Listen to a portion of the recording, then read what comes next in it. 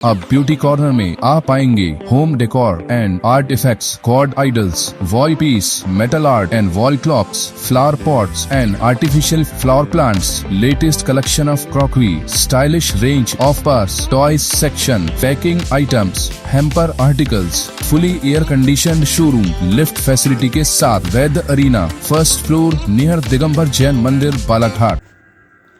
बरवेली के हीरापुर में 15 वर्षीय हिना की मौत की गुत्थी सुलझाने में पुलिस जुटी हुई है। मामले में फरार आरोपी अजीत को पुलिस ने पकड़ लिया है, जबकि एक अन्य आरोपी लव कुश बीते दिनों गिरफ्तार किया जा चुका है। प्रकरण में चौंकाने वाले राज सामने आ रहे हैं, जिसमें बालिका की हत्या के कारणों का खुलासा जल्द हो सकता है, क्योंकि पुलिस द्वारा आरोपियों की रिमांड ली गई है और कड़ी पूछताछ जारी है। आशंका जताई जा रही है कि जल्द ही पुलिस इस मामले में तथ्यों और वैज्ञानिक साक्ष्यों के आधार पर नतीजे पर पहुंचेगी।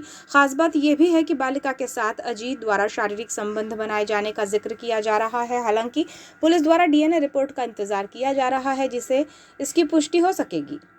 बरवेली में घटित 26 और 27 अप्रैल की रात के इस घटनाक्रम को लेकर खासी हलचल देखी जा रही है। पीड़ित परिवार और मुस्लिम समाज इस मामले का जल्द खुलासा किए जाने की मांग पुलिस से कर रहा है। तथ्यों को पुलिस ने उजागर किया है, अब भी घटना से जुड़ी परतें खुलना बाकी हैं। पुलिस द्वारा फरार आरोपी अजीत बाहेश्वर को पकड़ लिया गया है, जबकि 2 दिन पहले ही लवकुश कोहरे को भी गिरफ्तार किया जा चुका है। दोनों ही आरोपियों की पुलिस रिमांड लेकर पूछताछ जारी है। जानकारी के अनुसार बालिका हिना खान हैदराबाद का जाना चाहती थी, क्योंकि अजीत बाहेश्वर हैदराबाद में ही काम किया करता था, लेकिन अजीत उसकी इस बात पर राजी नहीं था और उससे साफ तौर पर मना कर दिया था।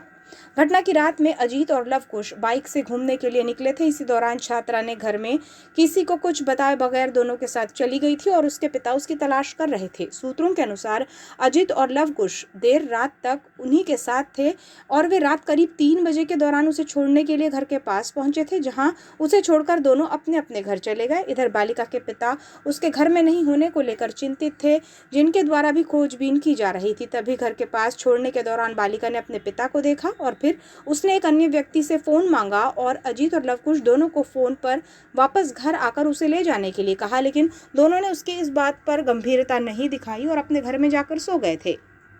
सुबह घर के पास ही पुलिस को पुल की रेलिंग से लटका हुआ बालिका का शव बरामद हुआ। सूत्रों के अनुसार अजीत और बालिका के बीच संबंध बनने की बात भी कही जा रही है, लेकिन पुलिस द्वारा डीएनए रिपोर्ट का इंतजार किया जा रहा है, जबकि मामले से जुड़ी और भी कई सच्चाइयां सामने आ सकती हैं। पुलिस ने दोनों ही आरोपियों को रिमांड में लिया है, जिसके बाद इस घटनाक्रम की कड़ियां खुलेंगी और बालिका की मौत के राज से पर्दा उठेगा।